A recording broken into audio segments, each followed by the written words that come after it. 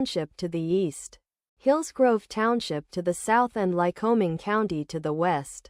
Demographics. As of the census of 2000, there were 332 people, 135 households, and 95 families residing in the township. The population density was 8.6 people per square mile, 3.3 people per square kilometer. There were 561 housing units at an average density of 14.6 per square mile, 5.6 per square kilometer. The racial makeup of the township was 99.40% white and 0.60% Asian. There were 135 households, out of which 23.7% had children under the age of 18 living with them. 60.7% were married couples living together. 5.2% had a female householder with no husband present. And 29.6% were non-families. 22.2% of all households were made up of individuals. And 11.9% had someone living alone who was 65 years of age or older. The average household size was 2.46 and the average family size was 2.87.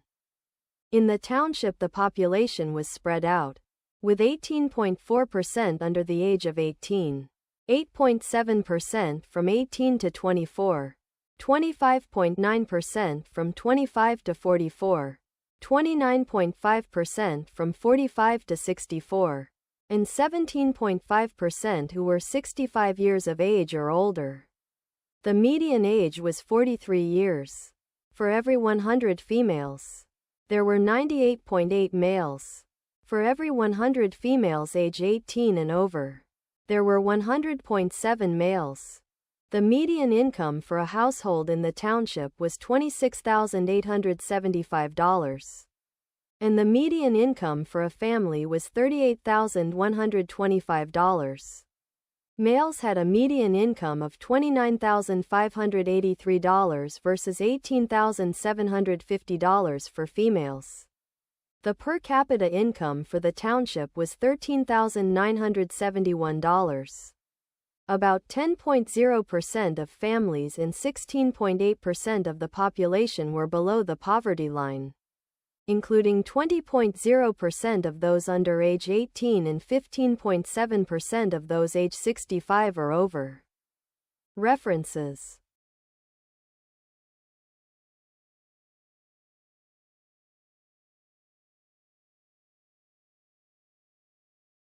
The 2017 She Believes Cup was the second edition of the She Believes Cup, an invitational women's soccer tournament held in the United States.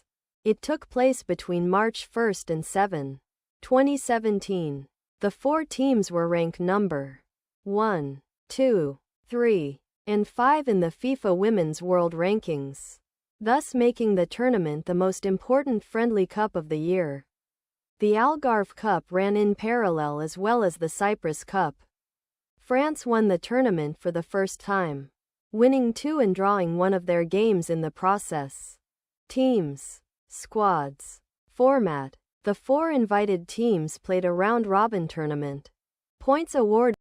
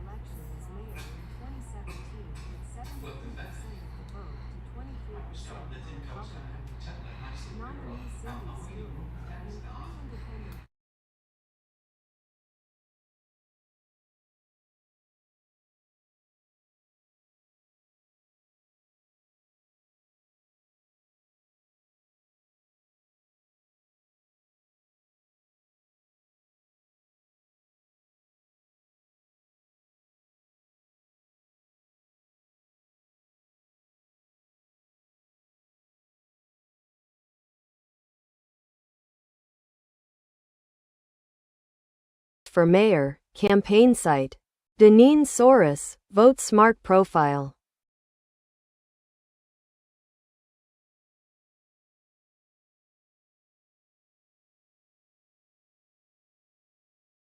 The Roman Catholic Diocese of Libano-Honda, Latin, Libanus Hondanus, is a diocese located in northern Tolima Department in Colombia, with sees in the cities of Libano and Honda in the ecclesiastical province of Ibagué in Colombia.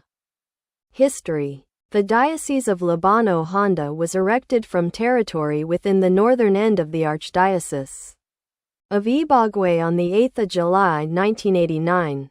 Ordinaries. José Luis Serna Altzate, IMC. The 8th of July 1989 to the 12th of July 2002. Rafael Arcadio Bernal Supilano, C. S's, R. The 10th of January 2003 to the 28th of February 2004.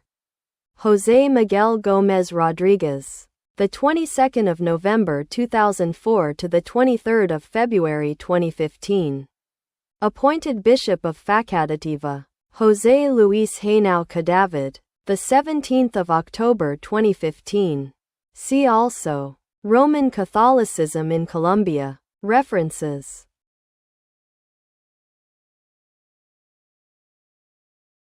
Isoetes muelleri is a species of quillwort, a type of lycophyte. This generally apomictic aquatic plant is native to Australia.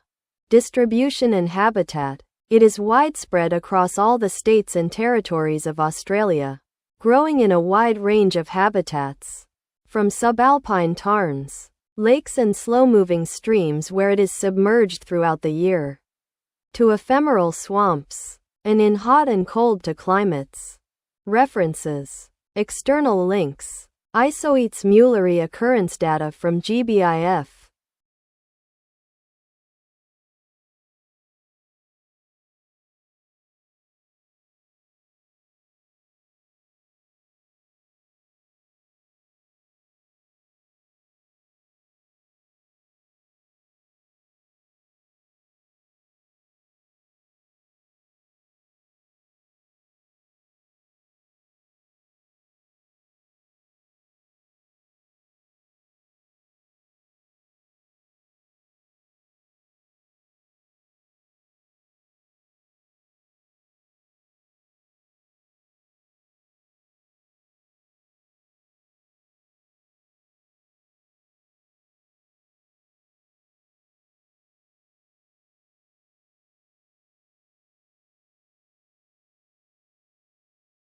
Project Dream was the codename of a cancelled role-playing video game, RPG, Dream, Land of Giants, that served as the basis for the 1998 game Banjo-Kazooie.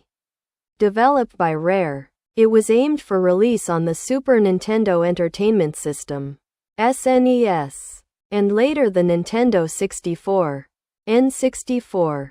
The plot followed a young boy, Edson, who caused trouble with pirates. The SNES version of Dream used an isometric perspective and had a fairy tale theme. After transitioning to the N64, the project became a more complex 3D RPG that had a greater emphasis on the pirate theme. Eventually, Dream was scaled back to a linear platform game in the vein of Donkey Kong Country 1994. That starred Banjo the Bear, who became the protagonist of Banjo-Kazooie.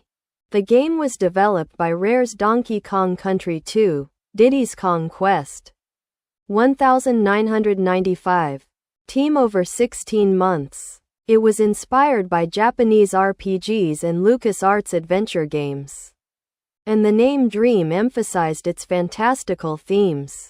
Dream was not completed because Rare believed it was too ambitious and different from their previous games. The game that became Conker's Bad Fur Day 2001 led them to retool it into a platformer inspired by Nintendo's Super Mario 64.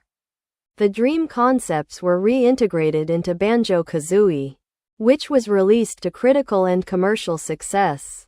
Premise. During most of its development period, Project Dream was a role-playing video game, RPG, that focused on a boy named Edson and his pets Dinger the dog and Billy the parrot. In its story, a band of pirates led by Captain Blackeye searched for floaty, a substance that would allow their ships to fly. Edson got into trouble with the pirates and set off on a journey with his girlfriend to escape them.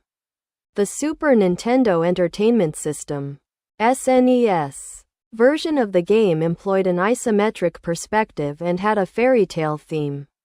Edson used a wooden sword to fight trolls and Dinger performed actions to assist him, such as going ahead and digging holes to find items occasionally. A dinosaur would appear and attempt to crush Edson by stepping on him. Falling leaves and the virtual camera system shaking warned the player when it was approaching. When development transitioned to the Nintendo 64, N64, Dream became a larger RPG rendered in 3D computer graphics. The pirate theme became more dominant than the fairy tale one. As development progressed on the N64, the game went through radical changes. Edson was replaced twice, first by a rabbit and later by Banjo the bear, who became the main character of Banjo-Kazooie. The final version of the game was a linear platformer in the vein of Rare's Donkey Kong Country games, and bore little resemblance to the earlier versions. Development. After Nintendo released the SNES, Rare used the profits they made from Nintendo Entertainment System games to invest in Silicon graphics workstations. Rare used this high-end technology to develop Donkey Kong Country 1994, which was a critical and commercial success, becoming the second best-selling SNES game behind Super Mario World 1990. After finishing Donkey Kong Country, Rare staff decided to apply the technology to a new game that was not a platformer. They settled on developing a RPG, as they were all fans of the genre. The codename Dream was chosen because they wanted their RPG to have a fantastical, magical feel. Dream used Donkey Kong Country's graphics technology to an advanced level. It was inspired by Japanese RPGs and LucasArts adventure games. The team wanted to combine those games to create one with a Rare flavor. Dream was developed by Rare's Donkey Kong Country 2, Diddy's Kong Quest 1995 team and was announced in 1995. As development progressed, the team felt it was too large for a SNES cartridge and the introduction of the N64 rendered the Silicon graphics technology obsolete. Thus Rare made the decision to switch development to the N64. After this transition, the fantasy theme was gradually dropped. According to Rare's Greg Mayles, the team did not want the game to be too childish. They brought the pirate theme from Diddy's Kong Quest, as Rare staff felt they could have a lot of fun with it, and believed it would have a broad appeal.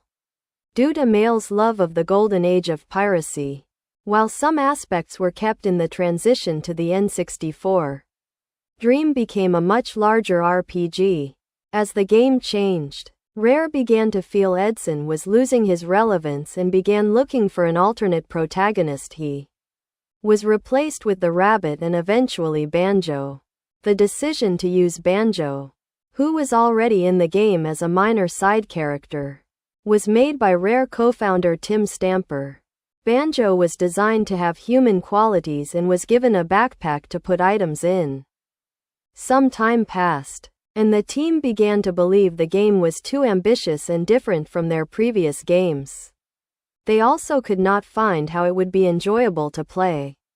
Composer Grant Kirkhope noted that Rare struggled to get the game running at a decent frame rate. Meanwhile, another Rare team was working on what would become Conker's Bad Fur Day 2001, a platformer. Impressed by how this game was looking, the Dream Team retooled their game into a Donkey Kong Country-esque platformer, something they felt more comfortable with. At this point, few elements from earlier incarnations remained. Overall, Dream was in development for 16 months and development restarted 4 times. The soundtrack was primarily composed by Kirkhope. David Wise also contributed but left partway through development to compose Diddy Kong Racing. 1997. Kirkhope wrote 107 tracks with strong themes, and some were reused in later games Kirkhope scored. Aftermath and Legacy. When Dream staff saw Nintendo's Super Mario 64, 1996, they realized it was going to set the standard for 3D games and ruin their project. They scrapped their work on Dream and began developing a new game inspired by Super Mario 64. Banjo was kept because the team liked the character. The fantasy theme was restored. And within another 16 months, Rare had finished Banjo-Kazooie. The game was released in 1998 and was a commercial success, topping the United Kingdom all-format charts. A feat a Rare game would not accomplish again until its 30th anniversary game Rare Replay in 2015. And attracted critical acclaim. The antagonist of Dream, Captain Blackeye, has cameo appearances in Banjo-Kazooie and its sequel Banjo-Tooie. 2000. In Tooie, he gripes about how a bear stole his glory, referencing the development of Dream. Numerous assets from Dream were also reused in Banjo-Kazooie. Dream's pirate theme was eventually recycled in Rare's 2018 game Sea of Thieves. Games Radar Plus expressed relief that Dream became Banjo-Kazooie, believing it would have been a snoozefest if it had not been retooled. For many years, little was known about Dream. Only a few images of the game were released, although Kirkhope revealed some information about it on his blog. In May 2015, Tim Stamper confirmed fan speculation that he was in possession of a prototype version. The following December, Rare released Rare Revealed, a rare look at Dream, a short documentary about the making of Dream, on their YouTube channel to promote the release of Rare Replay. The video features developer commentary from Rare staff that worked on the game, as well as previously unreleased gameplay footage. References. Unable to fetch Wikipedia article. Leka, Winka, is a village in the administrative district of Mina Piatek, within Lechicka County, Lodz Voivodeship, in central Poland. References.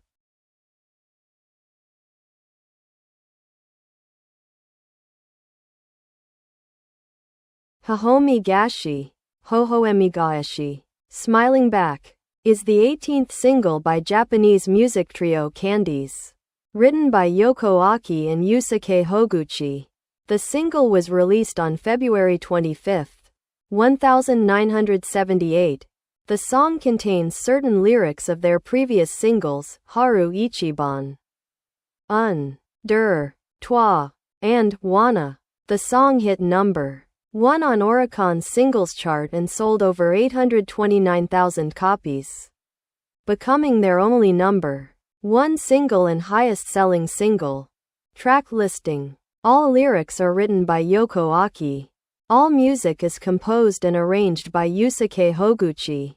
Chart positions. References. External links. Hahomi Gashi at Discogs.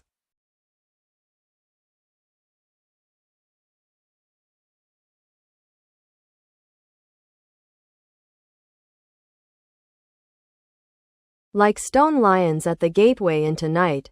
French. Comme des lions de pierre à l'entrée de la nuit, is a 2012 documentary film by Olivier Zuchwat. Summary. Between 1947 and 1950, more than 80,000 Greek citizens were imprisoned on the Isle of Makronisos in re-education camps, created to fight the spread of communism. Among these exiles were a number of writers and poets, including Yannis Ritsos and Tassos Livadaitis. Despite the deprivation and torture, these prisoners succeeded in composing poems that describe their struggle for survival in this world of internment. These texts, some of them buried in the camps, were later found. Like stone lions at the gateway into night blends these poetic writings with the re-education propaganda constantly piped through the camp's loudspeakers. Long tracking shots take the view on a trance-like journey through the camp ruins, interrupted along the way by segments from photographic archives. It is a cinematic essay that revives the memory of forgotten ruins and a battle lost. Festivals. Visions du Rail, Nyon 2012. International competition. DOK Leipzig 2012. International competition. External links. Official website. Like stone lions at the gateway into night at IMDb.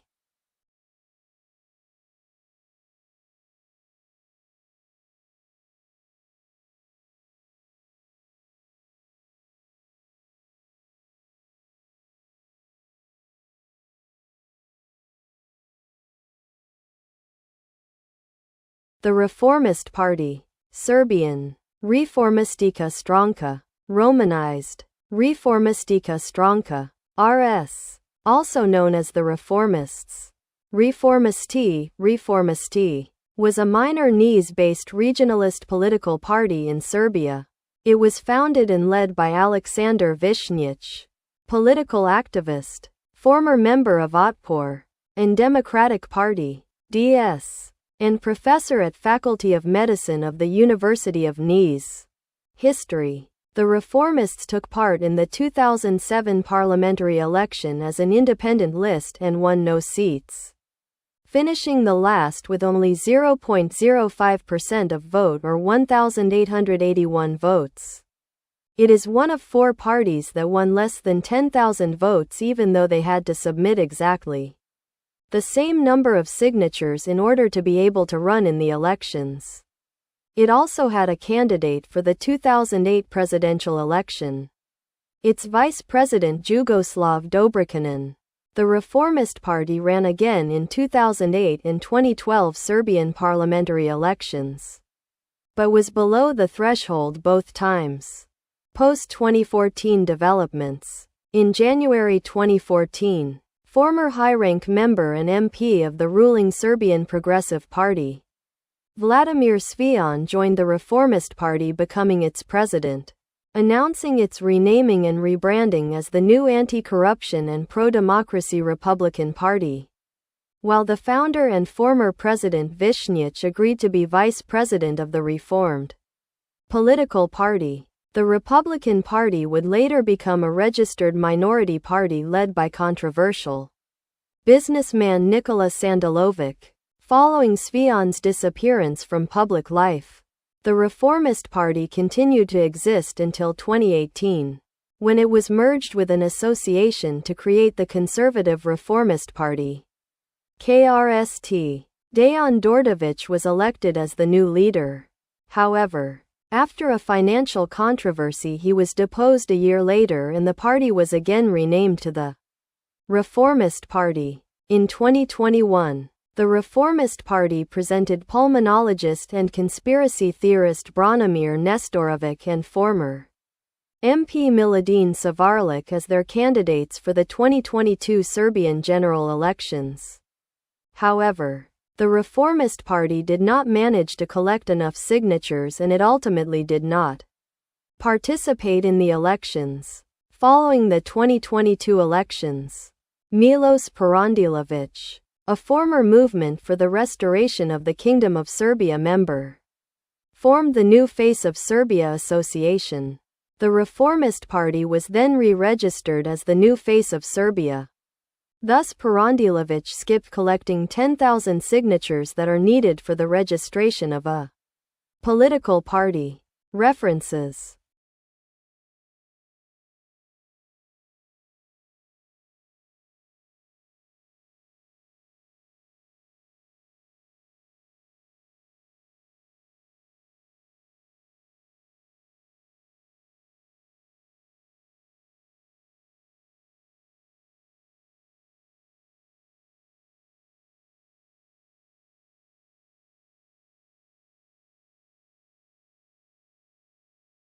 Shonen, Shounan. is the name of a region along the coast of Sagami Bay in Kanagawa Prefecture, central Japan, centered on Sagami River, about 60 kilometers southwest of Tokyo.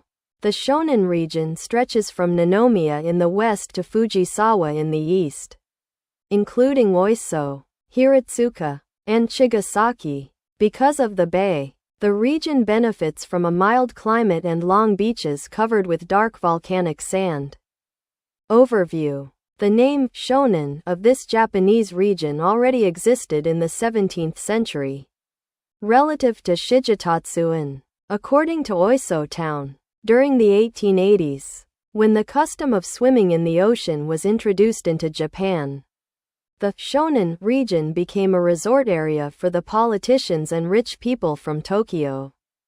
In post-war times, the Shonan region gained prominence in Ishihara Shintaro's prize-winning 1955 novel, Taiyo no Kisetsu, Season of the Sun. The novel, which was also made into a popular movie, portrayed the hedonistic lifestyle of young sun worshippers from elite families, Taiyo Zoku, the Sun Tribe, who hung out on Shonan beaches, lying as it does on the edge of the Tokyo-Yokohama metropolitan area. The Shonan region is nowadays a leading resort area, oriented to surfing, sailboating, and other water sports. Etymology. There are two theories about the etymology of Shonan. Japanese, Shounan. One is that Kanagawa Prefecture, where the Shonan region is located, was, until the first half of the 19th century, called Sagami no Kuni, Sagamikoku, or Soshu, Shangzhou, as that phrase remains in Sagami River and Sagami Bay, and that Shonan was in the south, Nan, of Soshu, the water sign shui of the kanji radicals having been added to shang to make it more poetic. The other theory is that Shonan comes from Shangnan County, Shounanken, of the old province country of Changsha, Zhongsha-guo, in southern China. In the latter theory, the region's name, Shonan, derives from a supposedly scenic region in Hunan, China, encapsulated in the phrase Shaoshang Hunan, Chinese pinyin, Shaoshang Hunan, Japanese, Shoshokonan. This phrase refers to a beautiful area on the Shao River, Shaojiang, and the Shang River, Shangjiang, south of the Yangtze River in Hunan, often praised in Chinese poetry of the Shaoshang genre. The scenery of this area became a stylized and popular subject of paintings in both medieval China and Japan, particularly as to the graphic and poetic series known as the Eight Views of Shaoshang. In Japan, the scenery of the Shonan area was thought to be similar to the scenery around the Shao and Shang rivers in Hunan, China, hence the term Shonan, Chinese pinyin, Shangnan. Another name for the southern Hunan region, came to be applied to the area around Enoshima in Japan. Besides the similarity in scenery, the two areas both had flood basin lakes. The lake in China, which still exists, is Lake Dongjing. Among others, the lake is fed by the Shang and Shao rivers. The Shao is a tributary of the Shang. In Japan, the corresponding flood basin lake, which no longer exists but was mentioned in the Enoshima Enji, was probably located along the course of the Kashio River, which flows into Sagami Bay, via the Kataise River, at Enoshima. References.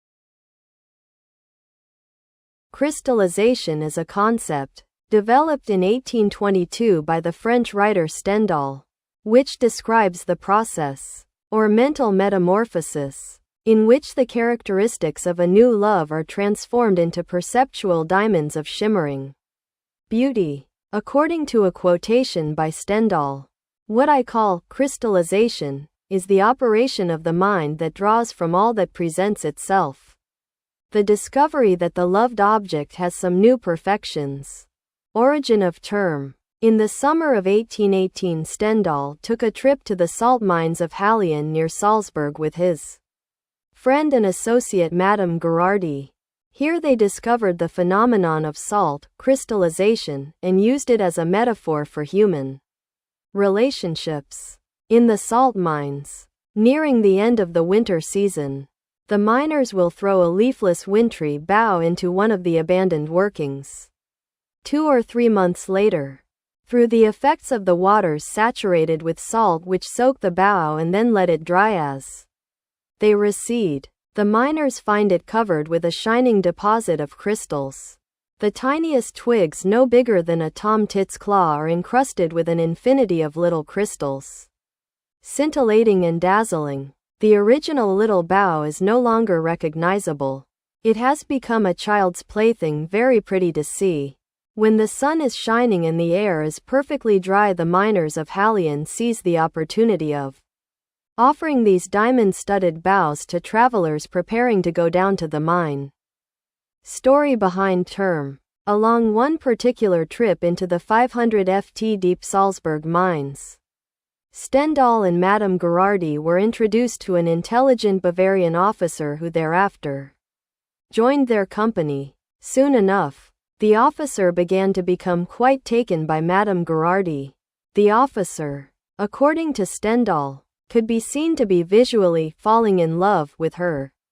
What struck Stendhal the most, as an undertone of madness grew moment by moment in the discourse of the officer, was how the officer saw perfections in this woman which were more or less invisible to Stendhal's eyes. For example, he began to praise Madame Gherardi's hand, which had been curiously marked by smallpox in her childhood and had remained very pocked and rather brown.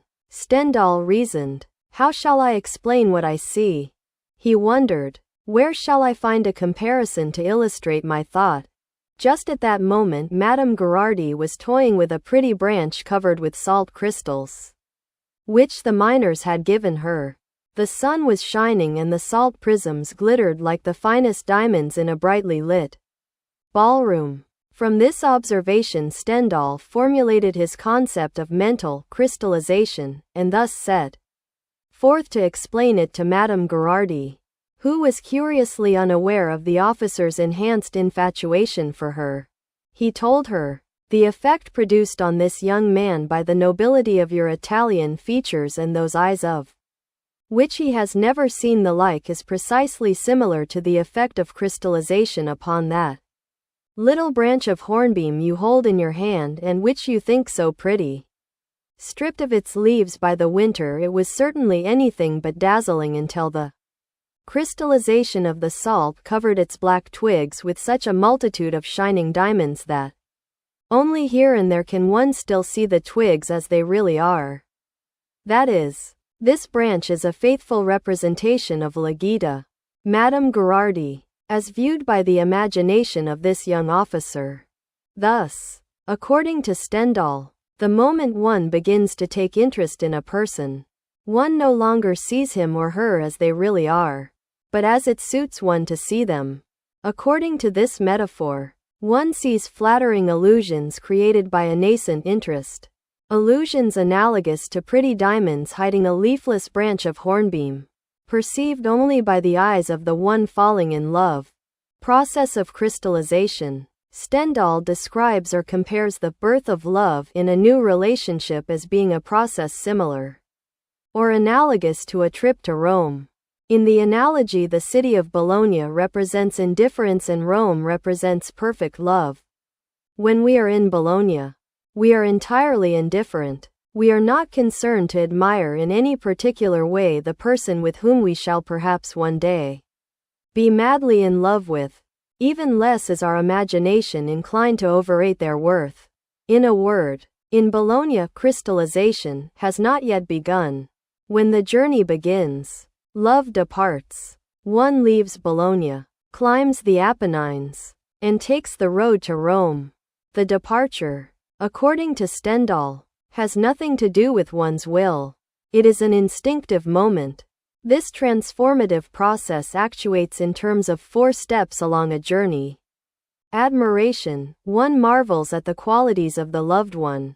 Acknowledgement, one acknowledges the pleasantness of having gained the loved one's interest. Hope, one envisions gaining the love of the loved one. Delight, one delights in overrating the beauty and merit of the person whose love one hopes to win. This journey or crystallization process, shown above, was detailed by Stendhal on the back of a playing card while speaking to Madame Gherardi during his trip to the Salzburg salt mine. Applications. Psychologist Dorothy Tenev describes the process as a transformation in which the loved one's characteristics are crystallized via mental events and neurological reconfigurations such that attractive characteristics are exaggerated and unattractive characteristics are given little or no attention. She uses this basis for her description of a limerent object. Related to the concept of limerence. References. Unable to fetch Wikipedia article.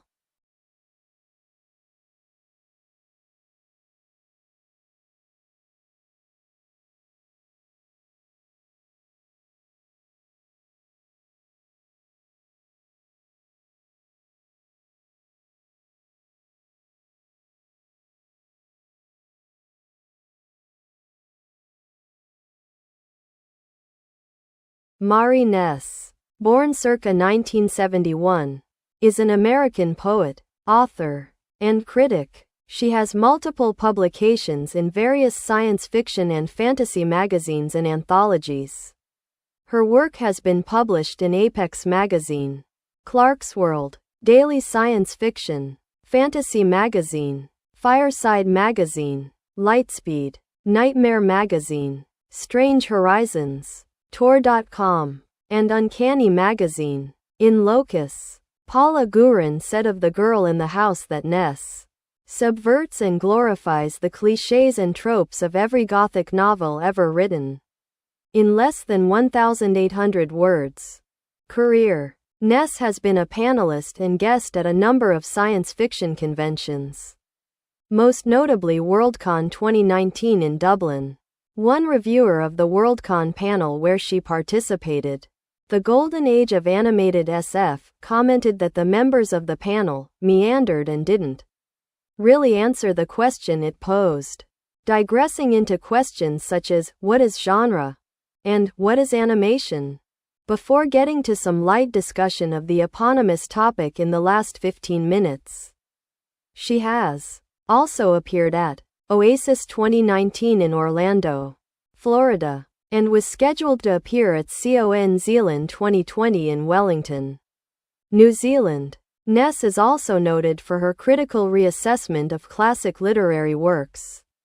Among other analysis, she critiques the presence or lack of an appropriate disability narrative in works where characters have obvious disabilities. Her column on Tor.com, Disney Read Watch, which discussed Disney animated films and the classic tales that underlaid them, was a finalist for one of Reddit's 2016 Stabby Awards, given by the r/fantasy subreddit for works related to the genre. Her work has appeared in several anthologies, some of which have been reviewed in Publishers Weekly. Her novelette, The Ceremony, published in Fireside Quarterly in 2018, was on Locus's recommended reading list in 2018. Her fiction that appeared in Lightspeed was noted favorably by Locus in 2017. Personal life. She lives in Central Florida, though she has lived in upstate New York previously. Ness is a wheelchair user due to postural orthostatic tachycardia syndrome and vertigo. On occasion her experience with these informs her characters and stories, and so too does her interests in technology and mythology and how they can resolve or cause issues. She also uses her position to call out events which are insufficiently accessible for people with disabilities. Works. Print anthologies. Novellas. In the Greenwood. A Tor.com original. 2014. New York. Tor. Collections. Through Immortal Shadows Singing. Lyric Poetry. 2017. West Yorkshire. UK. Papavria Press. Tongues of Fire. Short Stories. 2002. Shadow Water Press. Short Fiction. Poetry. References. Unable to fetch Wikipedia article.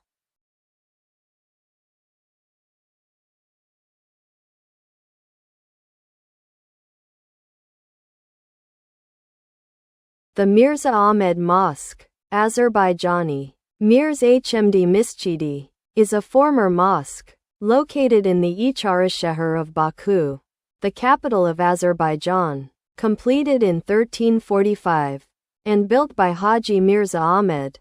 The former mosque is situated on the Mirza Alakbar Sabir Street, in a row with residential buildings.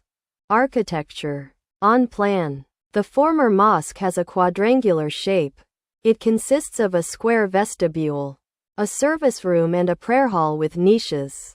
The architectural structure of the mosque has domes made of local stone and pointed arches. In the center of the entrance door, there is an inscription from the Quran, as well as the name of the architect. The roof of the mosque, as well as the adjacent auxiliary premises, were destroyed. There is an assumption that the mosque was built on the site of an older temple. See also Islam in Azerbaijan. List of mosques in Azerbaijan. List of mosques in Baku.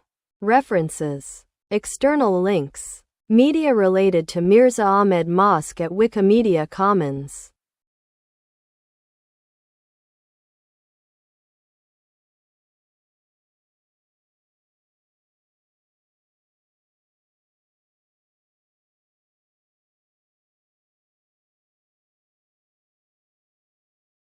John Gilbert Sawyer.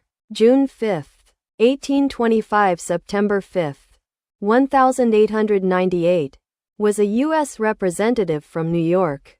Background. Born in Brandon, Vermont on June 5, 1825. Sawyer was the eldest of 7 children born to John F. and Mary J. Sawyer. His father relocated the family to Knowlesville, New York in 1831, where Sawyer attended the common schools at Shelby, New York and at Millville Academy, New York. In order to pursue a collegiate education, he relocated to Kentucky and later to Arkansas, where he taught in local one-room schoolhouses to earn enough money for his studies. In 1846, Sawyer returned to Knowlesville and relocated to Albion, New York the following year. There he studied law with Curtis and Stone before finishing with Benjamin L. Besack. Before completing his law studies, Sawyer was elected to the position of Superintendent of Public Schools for Orleans County, New York in 1848. Political career. In 1851, Sawyer was elected as a Justice of the Peace and served in that position for nearly 5 years. In 1855, he formed a partnership with Sanford E. Church. In 1862, he was elected as Orleans County District Attorney and in 1863 as County Judge. As a strong supporter of education, Sawyer was appointed in 1876 to the original Board of Education for the Albion Union Free School. Sawyer was elected to the U.S. House of Representatives as a Republican in 1884. Serving 3 consecutive terms to the 49th, 50th, and 51st Congresses. March 4, 1885 March 3, 1891. A staunch Republican, he originally aligned with the Whigs and assisted in organizing the Republican Party in Orleans County. Death and legacy. Upon his return to Albion in 1891, he resumed the practice of his profession and died there September 5, 1898. He was interred in Mount Albion Cemetery. The hamlet of Sawyer in Orleans County was named in honor of John G. Sawyer. Sources: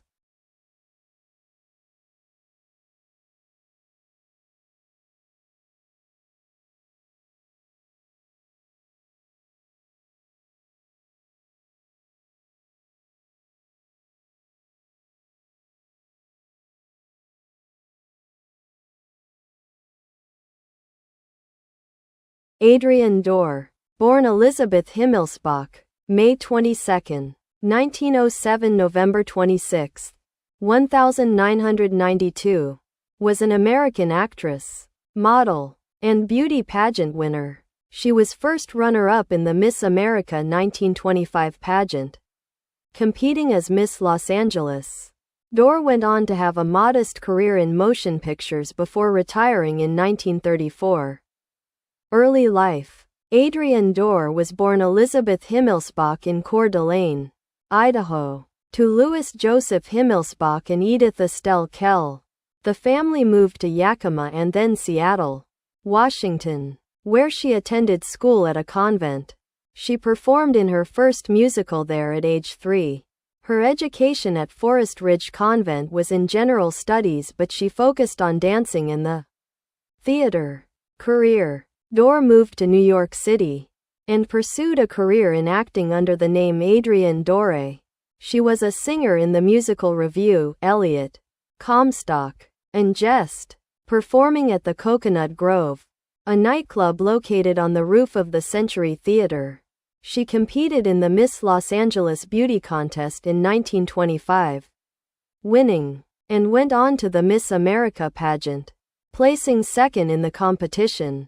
The contestants signed promissory contracts for film appearances with the famous Players Lasky Corporation upon winning. Dorr's was with Universal Pictures for 5 years. Dorr returned to Los Angeles, where she began acting in uncredited roles in silent pictures and two-reelers such as Johnny's Weekend and Adam's Eve, before moving on to full-feature talkies, first receiving top billing in minor pictures like Beyond London Lights, 1928, then continuing with minor roles alongside such stars as Clara Bow in The Wild Party, 1929.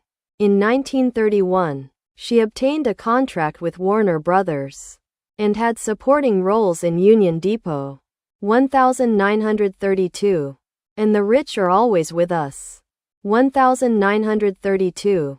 With Betty Davis, she met and married independent R&B film producer Bert Kelly, who, along with Sam Biscoff and William Saul, headed KBS Productions. Dorr's last role was in Undercover Men, a 1934 Kelly film. Later life: Dorr and Kelly remained married until his death in 1983. Dorr died at the age of 85 in Chippewa Falls, Wisconsin. She is buried without marker in Forest Hill Cemetery in Chippewa Falls, Wisconsin. Filmography. References. Bibliography. Maine, Judith. Directed by Dorothy Arzner. Indiana University Press. 1994. External links. Adrienne Dorr at IMDb. France competed at the 1980 Summer Paralympics in Arnhem, Netherlands. 97 competitors from France won 85 medals, including 28 gold, 26 silver and 31 bronze, and finished 8th in the medal table. Medalists. See also: France at the Paralympics, France at the 1980 Summer Olympics. References.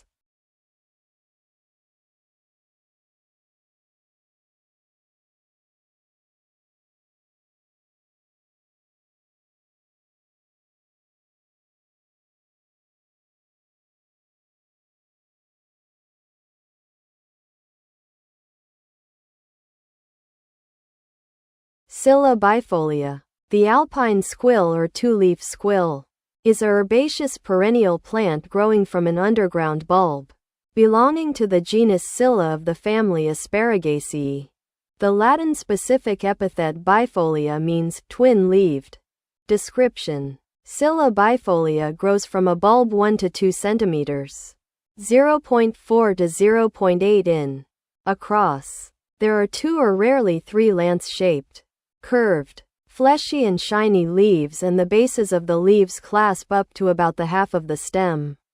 Amplexical. The flowering stems are erect and unbranched, 10 to 20 centimeters, 4 to 8 in, high. The raceme bears 6 to 10 flowers, each 1 centimeter, 0.4 in, across.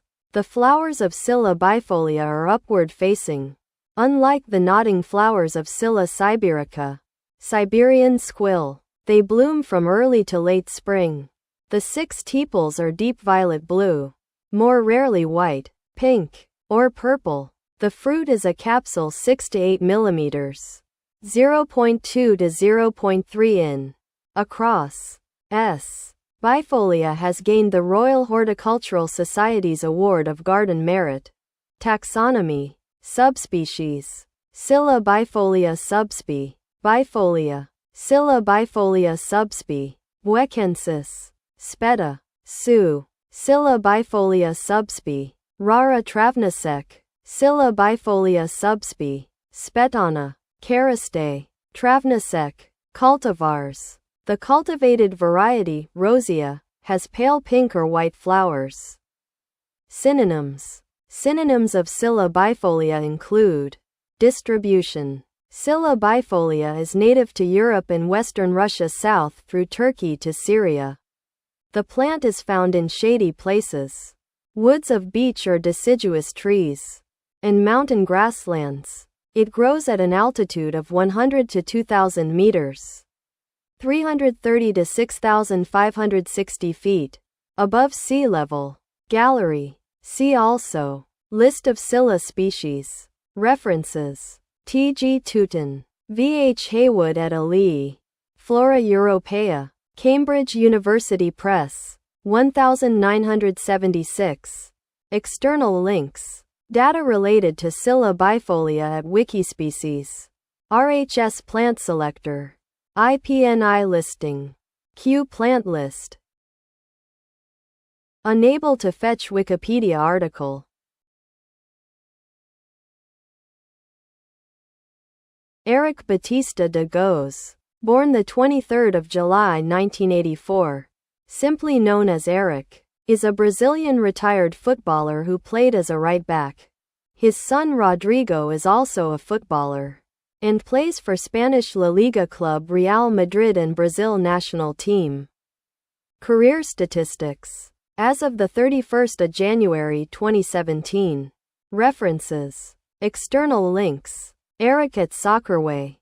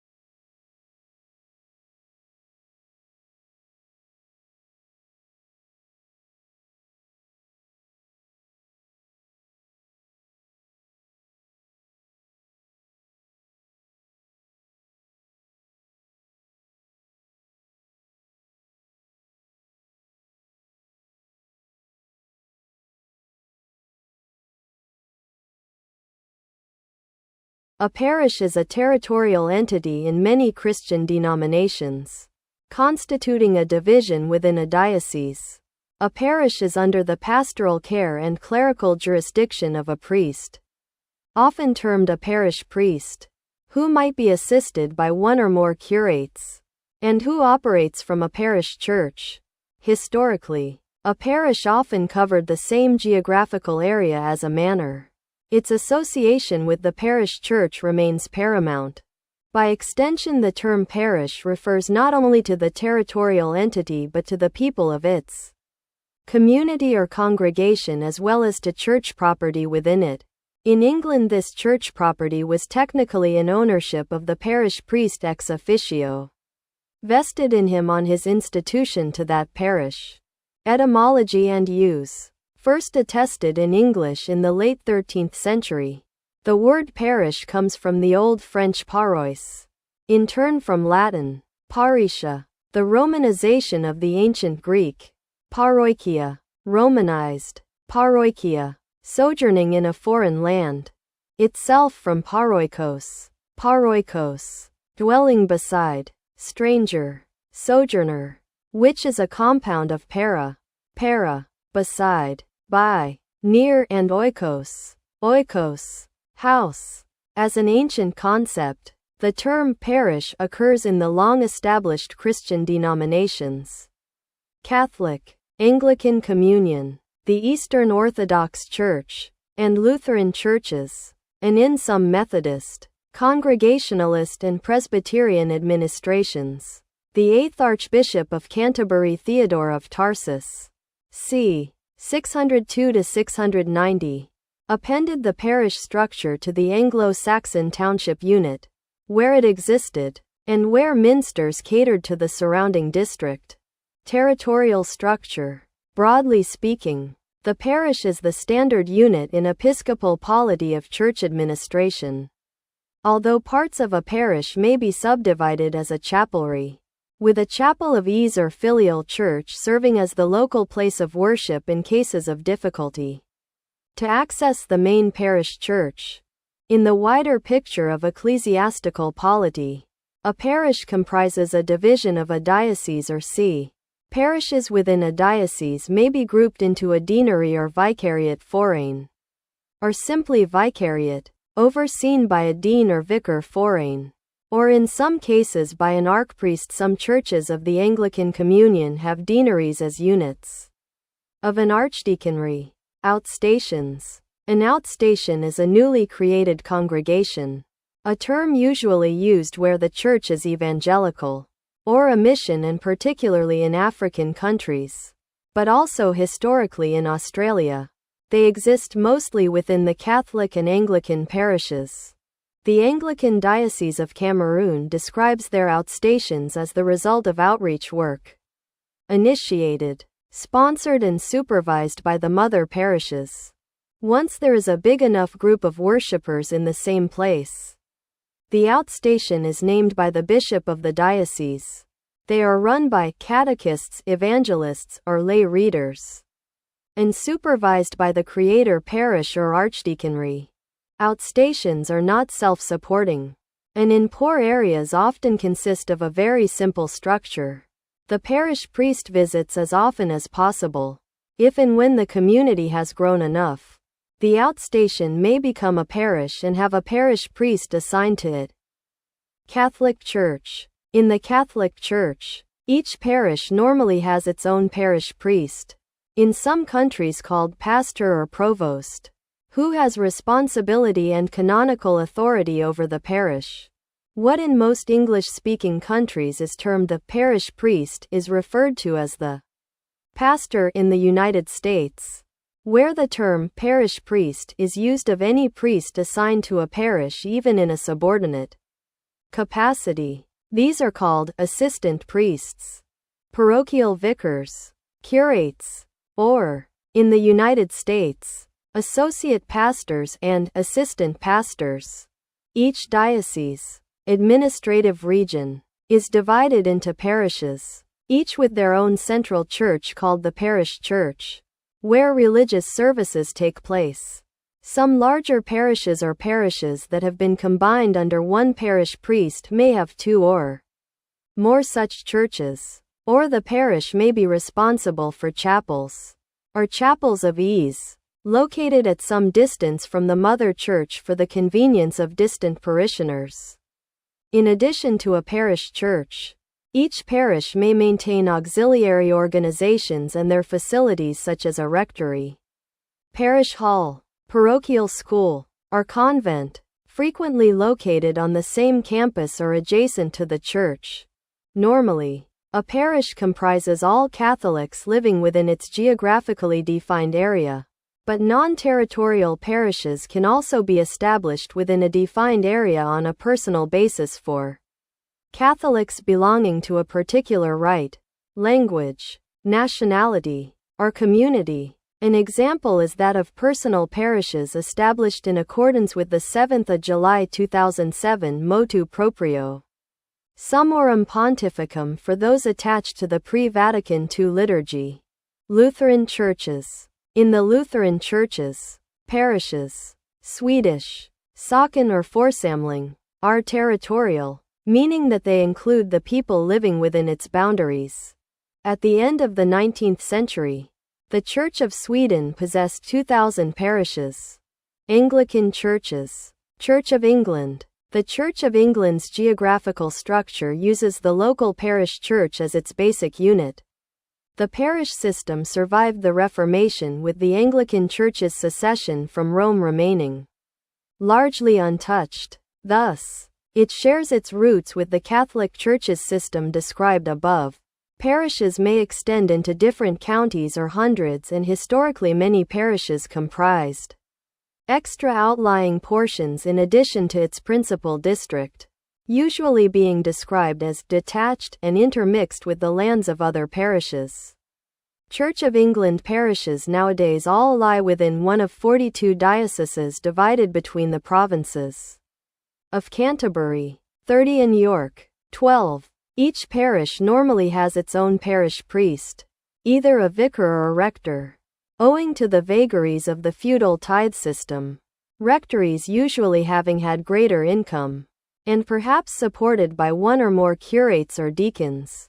Although as a result of ecclesiastical pluralism some parish priests might have held more than one parish living, placing a curate in charge of those where they did not reside. Now, however, it is common for a number of neighboring parishes to be placed under one benefice in the charge of a priest who conducts services by rotation, with additional services being provided by lay readers or other non-ordained members of the church community. A chapelry was a subdivision of an ecclesiastical parish in England and parts of lowland Scotland up to the mid-19th century. It had a similar status to a township but was so named as it had a chapel which acted as a subsidiary place of worship to the main parish church. In England, civil parishes and their governing parish councils evolved in the 19th century as ecclesiastical parishes began to be relieved of what became considered to be civic responsibilities. Thus their boundaries began to diverge. The word parish acquired a secular usage. Since 1895, a parish council elected by public vote or a civil parish meeting administers a civil parish and is formally recognized as the level of local government below a district council. The traditional structure of the Church of England with the parish as the basic unit has been exported to other countries and churches throughout the Anglican Communion and Commonwealth, but does not necessarily continue to be administered in the same way. Church in Wales. The Church in Wales was disestablished in 1920 and is made up of 6 dioceses. It retained the parish system, and parishes were also civil administration areas until communities were established in 1974. But did not necessarily share the same boundaries. The reduction in the numbers of worshippers and the increasing costs of maintaining often ancient buildings led over time to parish reorganization. Parish groupings and rectorial benefices. Merged parishes led by a rector. In 2010, the Church in Wales engaged the RT Rev Richard Harries, Lord Harries of Pentargarth, a former Church of England Bishop of Oxford, Professor Charles Handy, and Professor Patricia Peaty, to carry out a review into the organization of the Church and make recommendations as to its future shape. The group published its report, Church in Wales Review, in July 2012 and proposed that parishes should be reorganized into larger ministry areas. Ardalode Gwynedogith. It stated that the parish system, as originally set up, is no longer sustainable and suggested that the ministry areas should each have a leadership team containing lay people as well as clergy, following the principles of collaborative ministry. Over the next decade, the 6 dioceses all implemented the report, with the final ministry areas being instituted in 2022. In the Diocese of St. Asaph, Llanelwy, they are known as mission areas. Ardalode Senyadaeth, Presbyterian Churches, Church of Scotland. The parish is also the basic level of church administration in the Church of Scotland. Spiritual oversight of each parish church in Scotland is responsibility of the congregation's kirk. Session. Patronage was regulated in 1711, Patronage Act, and abolished in 1874, with the result that ministers must be elected by members of the congregation. Many parish churches in Scotland today are linked with neighbouring parish churches served by a single minister. Since the abolition of parishes as a unit of civil government in Scotland in 1929, Scottish parishes have purely ecclesiastical significance and the boundaries may be adjusted by the local presbytery. Methodist Church. In the United Methodist Church, congregations are called parishes, though they are more often simply called congregations and have no geographic boundaries. A prominent example of this usage comes in the Book of Discipline of the United Methodist Church, in which the committee of every local congregation that handles staff support is referred to as the Committee on Pastor-Parish Relations. This committee gives recommendations to the bishop on behalf of the parish congregation, since it is the United Methodist Bishop of the Episcopal area who appoints a pastor to each congregation. The same is true in the African Methodist Episcopal Church and the Christian Methodist Episcopal Church. In New Zealand, a local grouping of Methodist churches that share one or more ministers, which in the United Kingdom would be called a circuit, is referred to as a parish.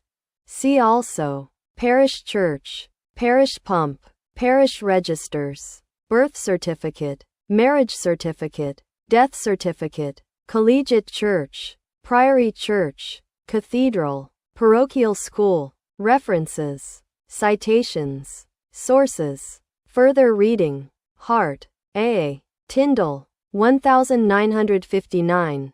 The Country Priest in English History. London, Phoenix House. Do. 1958. The Country Clergy in Elizabethan and Stuart Times.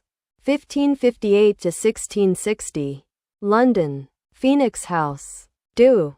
1955. The 18th Century Country Parson. Circa 1689 to 1830. Shrewsbury, Wilding and Son. Do. and Carpenter. E. F. 1954. The 19th Century Country Parson. Circa 1832 to 1900. Shrewsbury, Wilding and Son. External links. Crockford's Clerical Directory. In Praise of Civil Parishes editorial in The Guardian. The 16th of May 2011.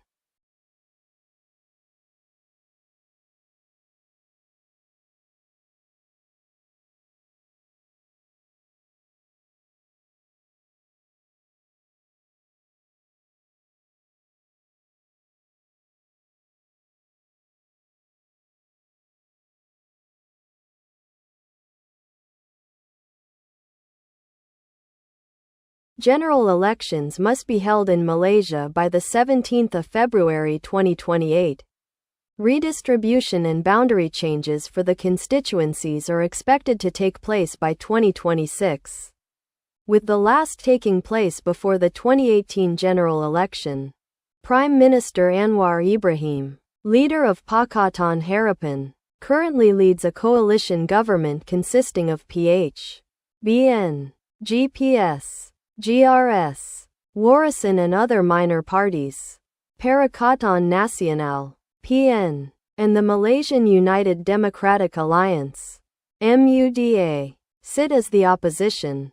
The 2022 general elections saw PN make gains primarily in the northern peninsular states of Perlis, Kedah, Kelantan, and Terengganu in what was dubbed as the Green Wave. It resulted in a hung parliament for the first time in Malaysian electoral history. Electoral system. Elections in Malaysia are conducted at the federal and state levels. Federal elections elect members of the Dewan Rakyat, the lower house of parliament, while state elections in each of the 13 states elect members of their respective state legislative assembly. As Malaysia follows the Westminster system of government, the head of government, prime minister at the federal level and the chief ministers, the so-called Menteri Besar, at the state level, is the person who commands the confidence of the majority of members in the respective legislature. This is normally the leader of the party or coalition with the majority of seats in the legislature. The Dewan Rakyat consists of 222 members, known as Members of Parliament, MPs, that are elected for 5-year terms. Each MP is elected from a single-member constituency using the first-past-the-post voting system. If one party obtains a majority of seats, then that party is entitled to form the government, with its leader becoming the prime minister. In the event of a hung parliament, where no single party obtains the majority of seats, the government may still form through a coalition or a confidence and supply agreement with other parties. In practice, coalitions and alliances in Malaysia generally persist between elections, and member parties do not normally contest for the same seats. Timeline. Dissolution of Parliament. The 14th Parliament of Malaysia was dissolved on 10 October 2022. During a special televised address by Prime Minister Ismail Sabri Yaakob, following an audience with the Yang di-Pertuan Agong, Abdullah, a day prior, whereby he provided consent for the dissolution. The election had to be held within 60 days or by 9 December. The Constitution of Malaysia requires that a general election be held in the 5th calendar year after the first sitting unless it is dissolved earlier by the Yang di-Pertuan Agong following a motion of no confidence, loss of supply or a request by the Prime Minister. Dissolution of state legislatures. While any state may dissolve its legislature independently of Parliament, most of them had historically dissolved at around the same time as Parliament, such that federal and state elections are held simultaneously. In accordance with Malaysian law, Parliament as well as the legislative assemblies of each state would automatically expire on the 5th anniversary of the first sitting of a term, unless dissolved prior to that date by the relevant heads of state on the advice of their respective heads of government. Elections must be held within 60 days of expiry or dissolution. Opinion polls. Opinion polls for the next Malaysian general election have been conducted by various organizations to gauge public support for political parties and coalitions. Below is a summary of recent polls. National polls. State-level polls. Notes. References.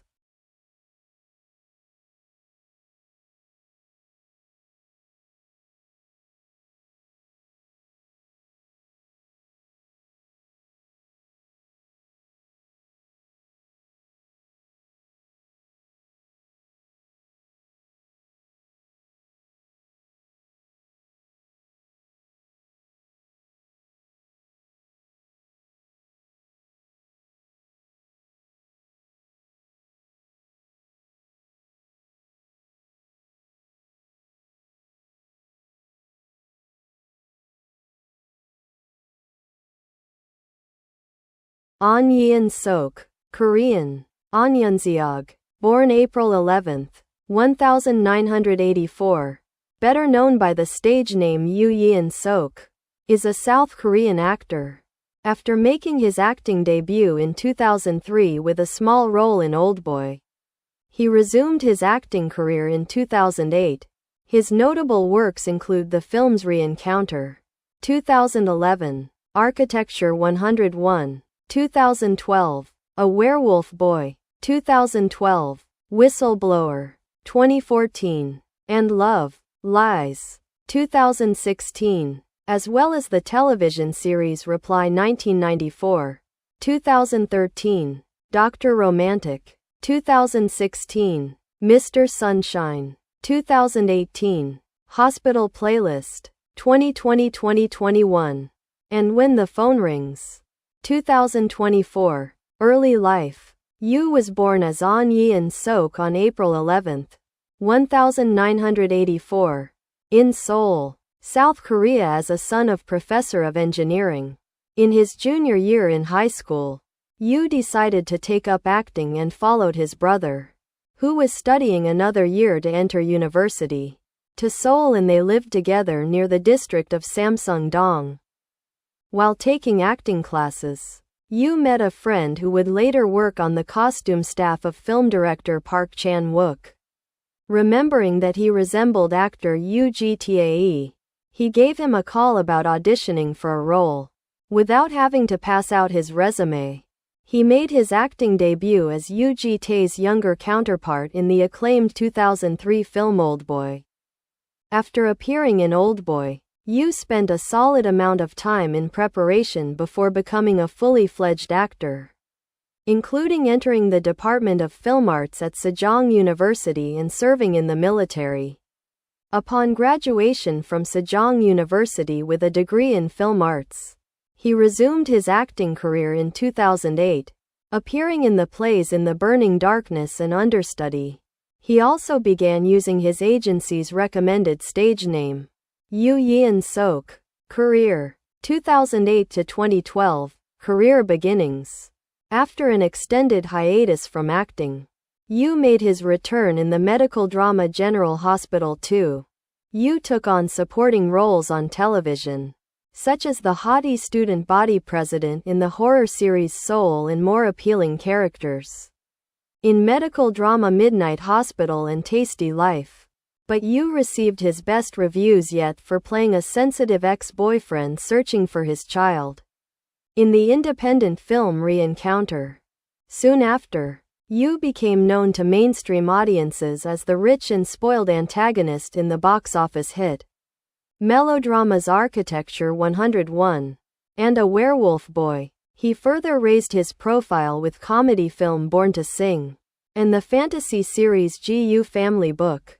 2013-present. Rising popularity. Yoo rose to popularity in the nostalgic campus drama Reply 1994 in late 2013.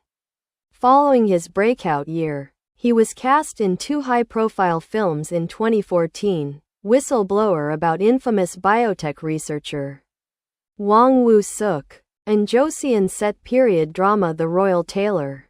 Yoo then appeared in the travel reality show Youth Over Flowers.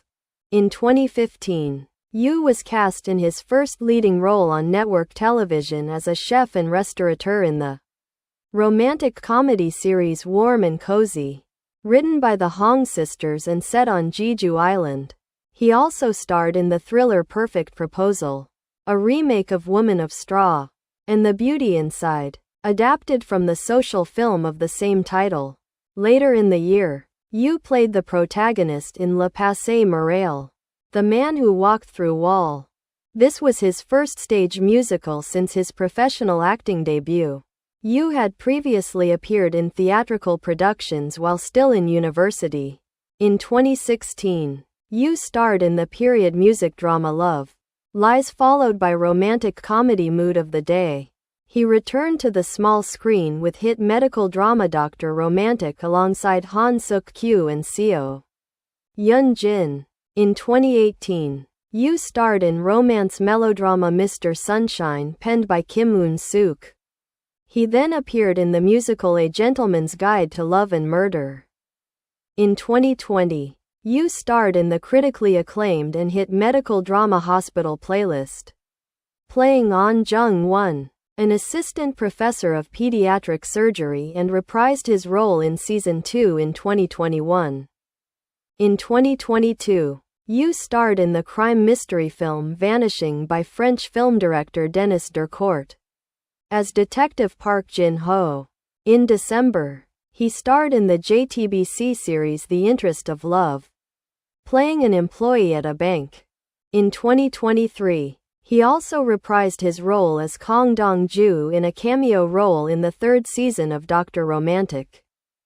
Filmography: film, television series, web series, television shows, web shows, hosting, music video appearances, discography, singles, stage, musical, theater, book, ambassadorship, ambassador for the 5th Seoul Animal Film Festival, 2022, fan meeting, The Secret Code, Y, 2025, awards and nominations, listicles, notes, references, external links, Yu Yeon Sok at Han Cinema, Yu Yeon Sok at the Korean Movie Database, Yu Yeon Sok at IMDb. Crowfields Common is an 8.7-hectare local nature reserve in Moulton in Northamptonshire. It is owned and managed by Moulton Parish Council. The site is grassland which has surviving medieval ridge and furrow. There are also mature trees and hedgerows, and a flower meadow. There is access from Doves Lane. References: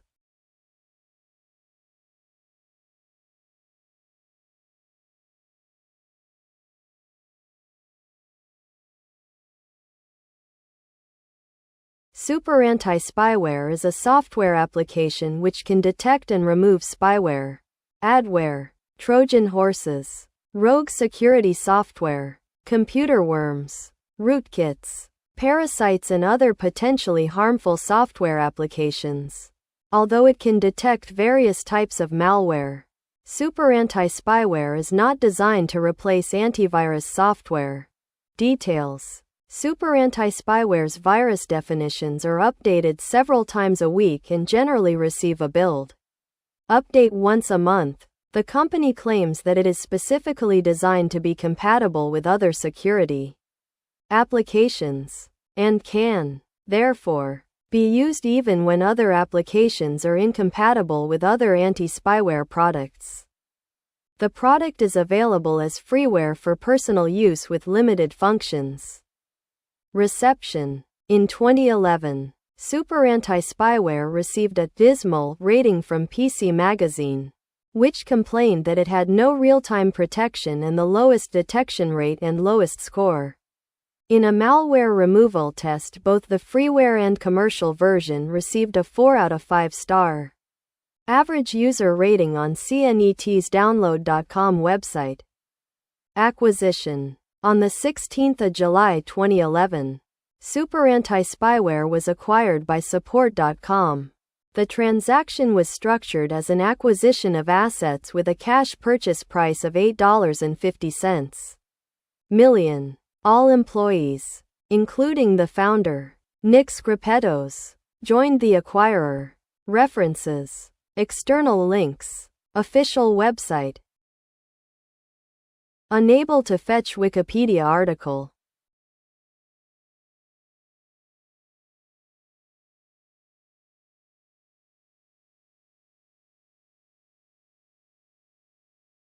The 2006-07 Saudi Premier League was the 31st Saudi Pro League season and the last to feature the Golden Four format.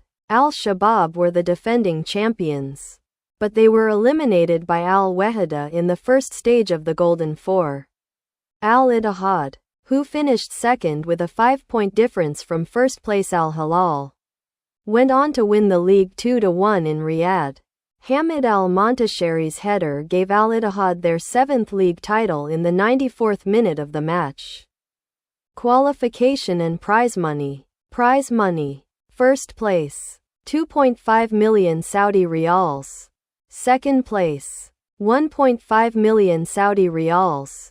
Third place, 1 million Saudi riyals. Stadia and locations. Foreign players. Final league table. Golden 4 Stage 1. Golden 4 Stage 2. Final. Results.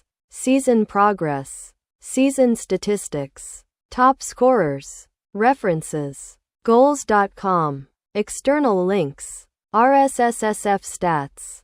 Saudi Arabia Football Federation. Saudi League statistics.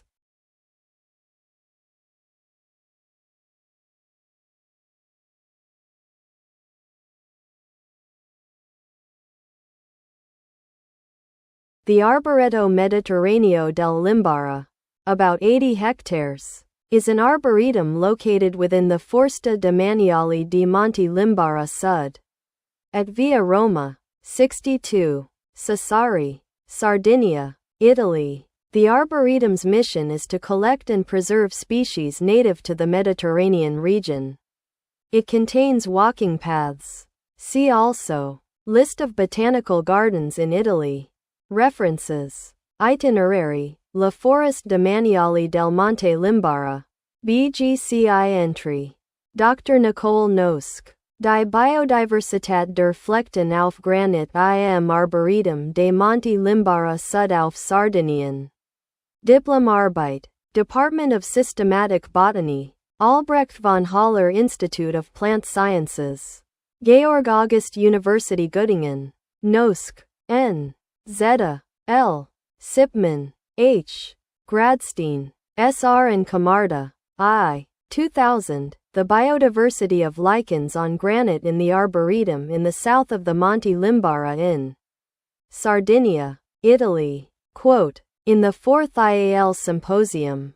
Progress and Problems in Lichenology at the Turn of the Millennium. Barcelona. The 3rd to the 8th of September 2000.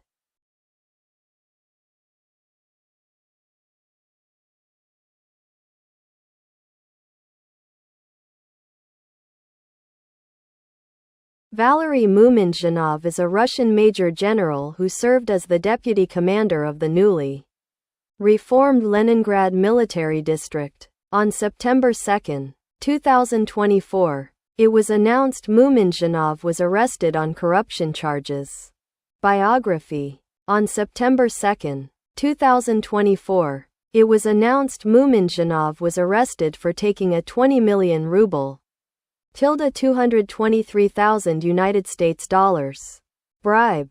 The bribe was from an army supplier to secure a contract for military uniforms at the time of the bribe. Muminjanov was the head of a department which sourced supplies and resources for the Defense Ministry, with the contract being worth an estimated 1.5 billion rubles, $16.75 million.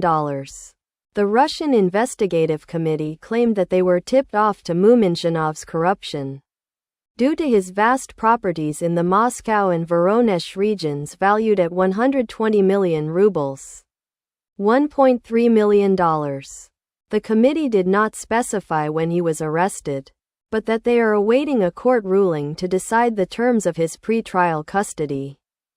Muminjanov was a direct subordinate of former Deputy Defense Minister Dmitry Bulgakov, who saw his own corruption charges on July 26, 2024. Muminjanov was the 9th leading Russian military official to be arrested on charges of fraud, bribery or abuse of office, joining Deputy Defense Ministers Timur Ivanov and Pavel Popov, as well as other allies of former Minister of Defense Sergei Shoigu.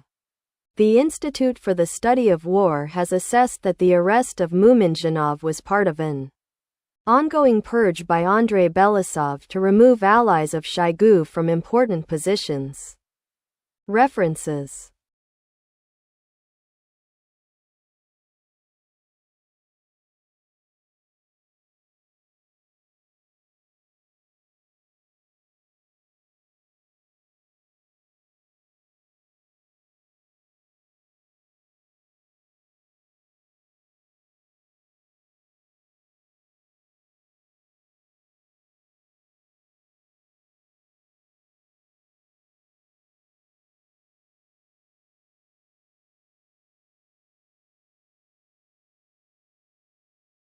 These are the official results of the men's 10,000 meters event at the 1984 Summer Olympics in Los Angeles, California. There were a total number of 41 participating athletes.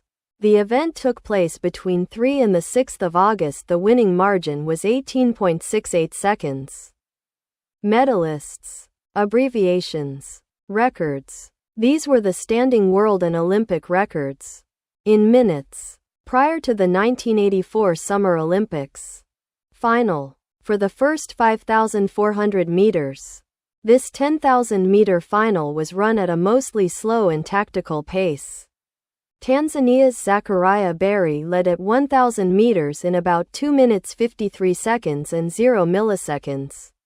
Sudan's Musa Judah led the 18-man field through 2,000 meters. 5 minutes 47 seconds and 7 milliseconds. 3,000 meters. About 8:39. And 4,000 meters. 11 minutes 32 seconds and 51 milliseconds. Then Ireland's John Tracy took over, running the 5th kilometer about 5 seconds faster than the 4th kilometer. He passed 5,000 meters in 14 minutes 19 seconds and 83 milliseconds. Over 100 meters later, Portugal's talented but nervously fragile Fernando Mamede dropped out. After 5,400 meters, Britain's Nick Rose suddenly surged past Tracy, accelerating into a 10-meter lead in a matter of seconds. On the next home straight, Italy's Alberto Cova and Finland's Martti Vainio began to pursue Rose.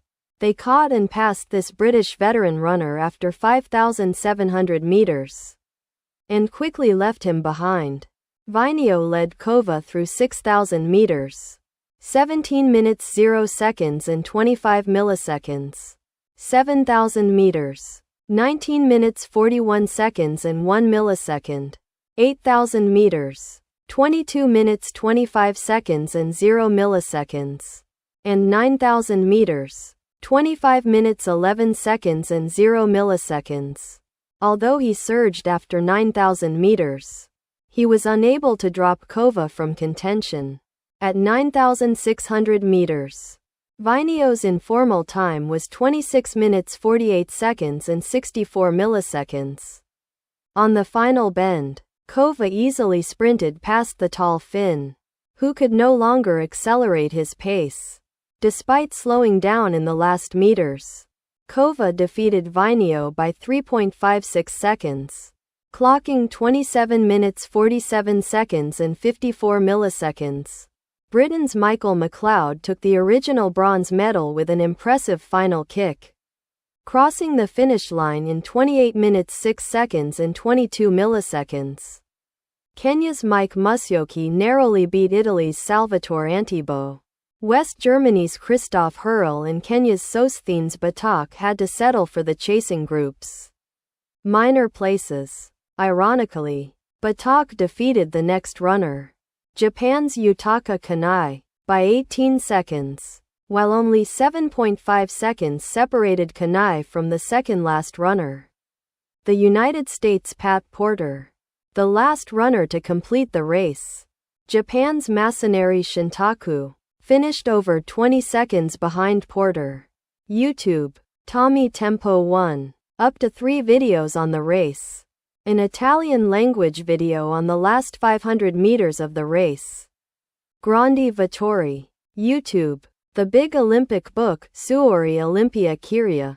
Helsinki, Finland. 1984. Juksija Lehti, The Runner Magazine. The Big Olympic Work, Suori Olympiateos. Helsinki, Finland. 1984. Martti Vainio was disqualified after testing positive for performance-enhancing drugs. Heats. Heat 1. Heat 2. Heat 3. See also. 1980 Men's Olympic Games 10,000 meters. Moscow. 1982 Men's European Championships 10,000 meters. Athens. 1983 Men's World Championships 10,000 meters.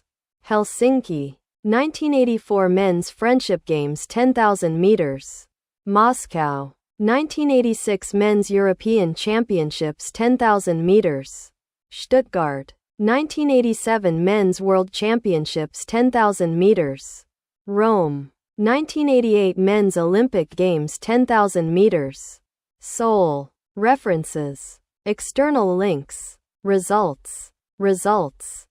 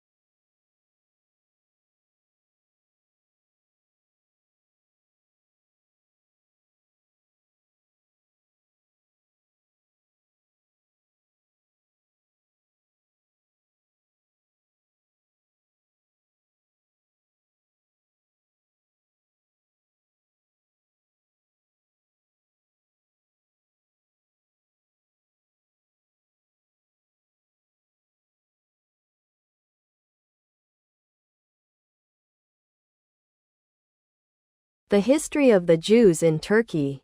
Turkish. Türk Yahudileri or Türk Musavileri. Hebrew. Romanized. Yehudim Turkum. Ladino. Judeos Turcos. Covers the 2,400 years that Jews have lived in what is now Turkey. There have been Jewish communities in Anatolia since at least the beginning of the Common Era.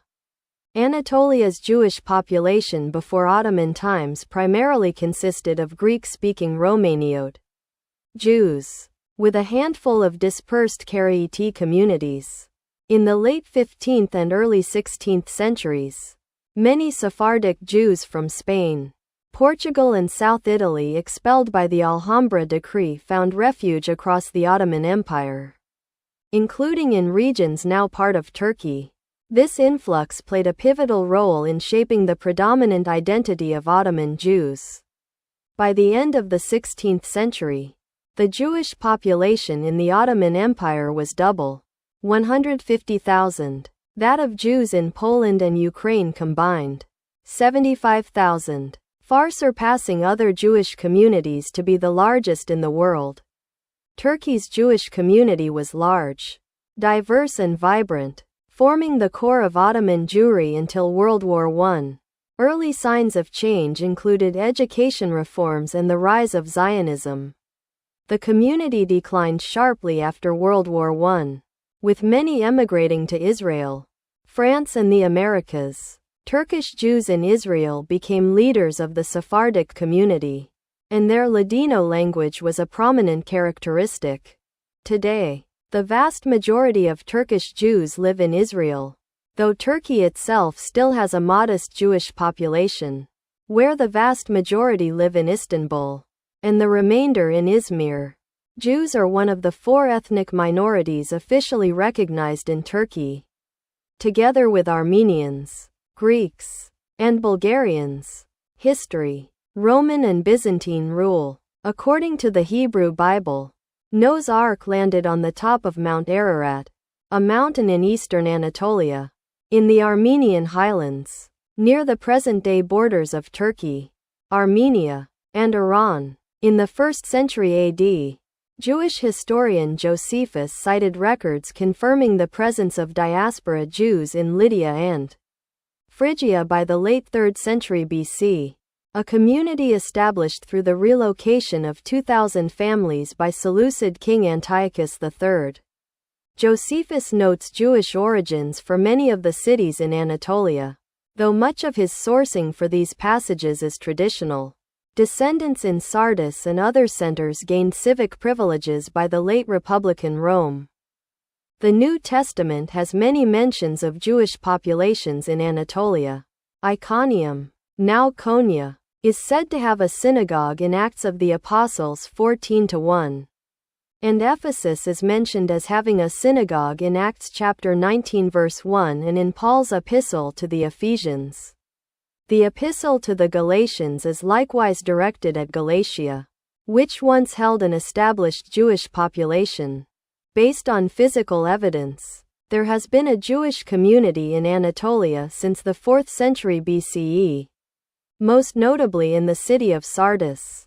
The subsequent Roman and Byzantine empires included sizable Greek-speaking Jewish communities in their Anatolian domains, which seem to have been relatively well integrated and enjoyed certain legal immunities.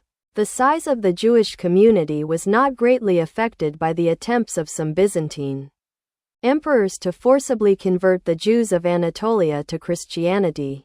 As these attempts met with very little success, the exact picture of the status of the Jews in Asia Minor under Byzantine rule is still being researched by historians, although there is some evidence of occasional hostility by the Byzantine populations and authorities. No systematic persecution of the type endemic at that time in Western Europe.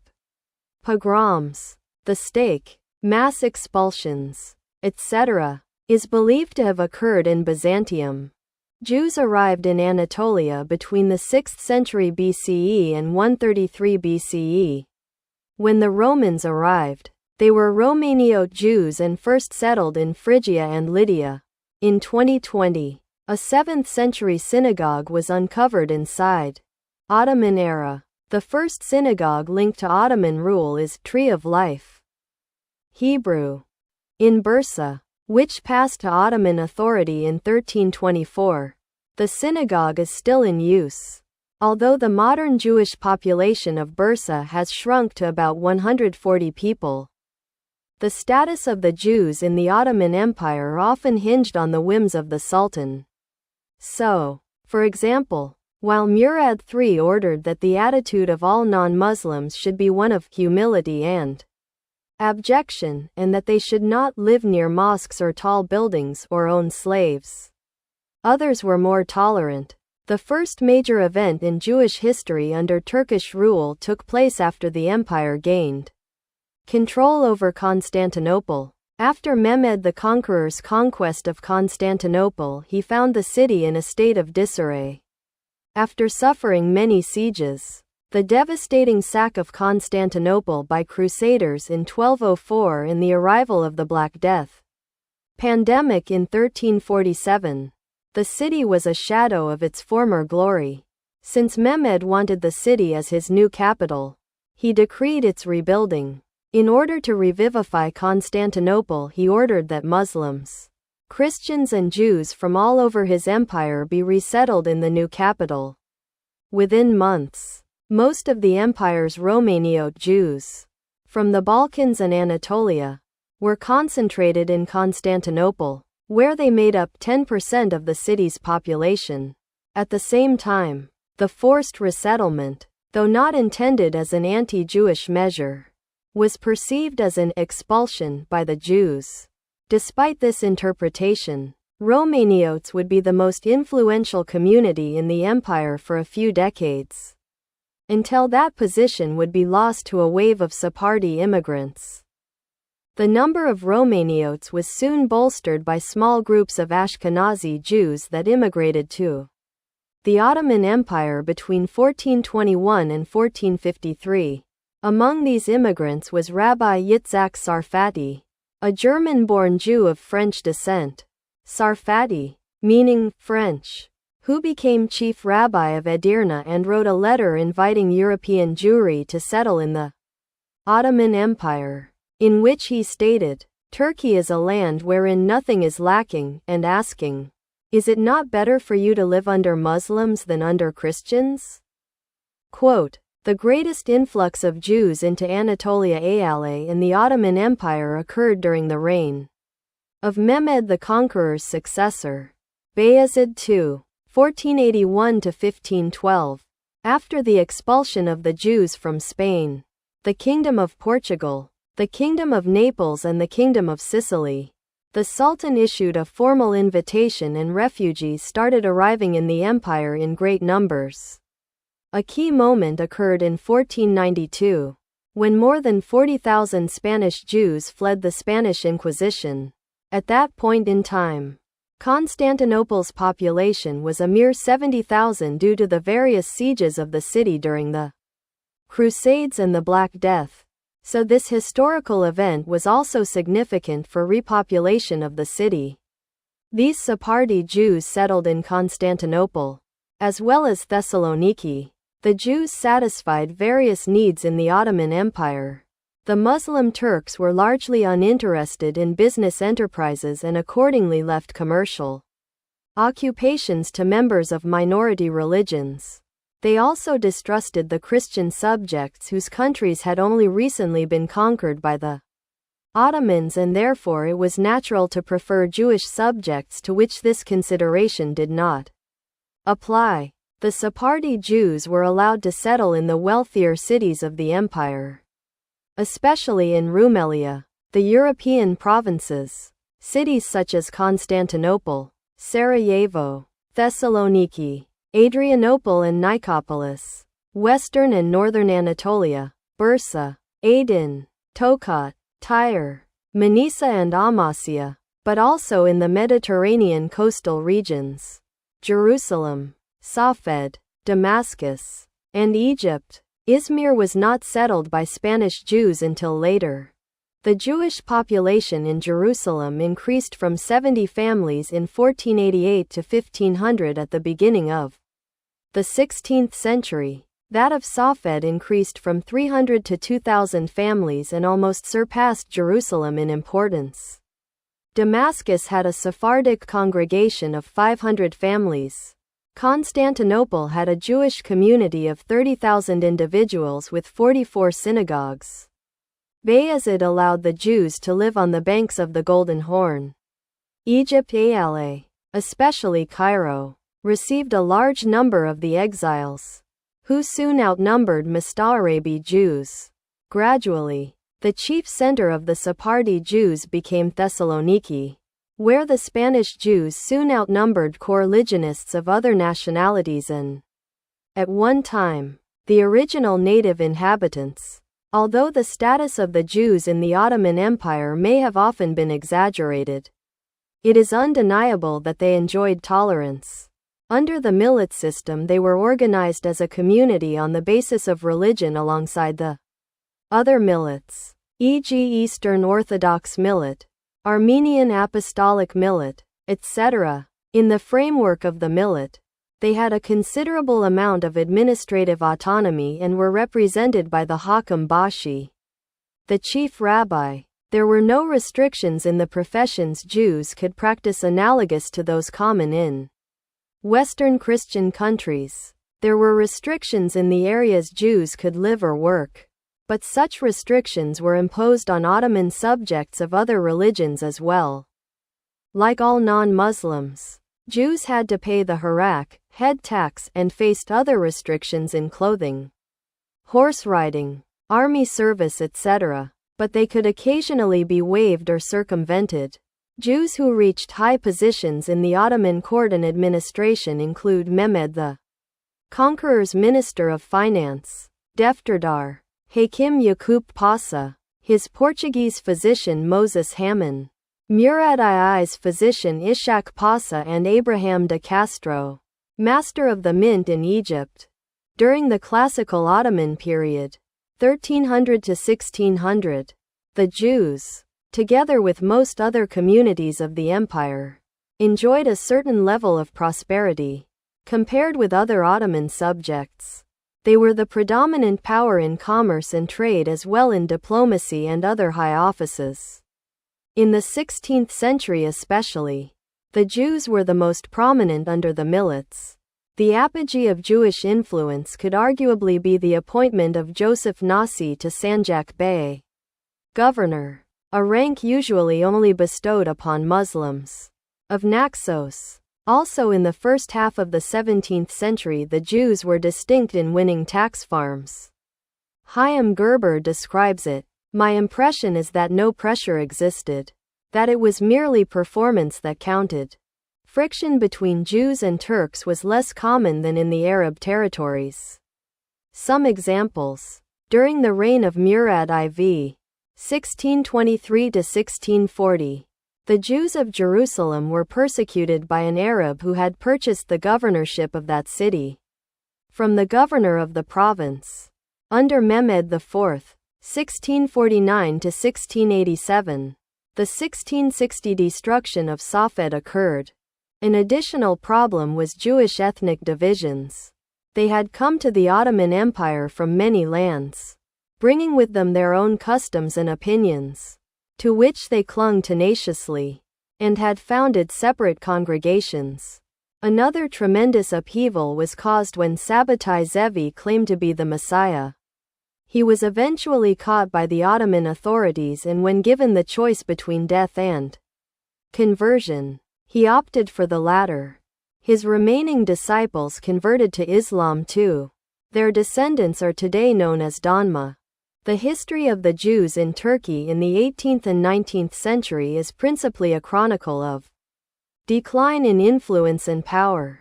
They lost their influential positions in trade mainly to the Greeks, who were able to capitalize on their religio-cultural ties with the West and their trading diaspora. An exception to this is Daniel de Fonseca, who was chief court physician and played a certain political role. He is mentioned by Voltaire, who speaks of him as an acquaintance whom he esteemed highly. Fonseca was involved in negotiations with Charles XII of Sweden. Ottoman Jews held a variety of views on the role of Jews in the Ottoman Empire. From loyal Ottomanism to Zionism.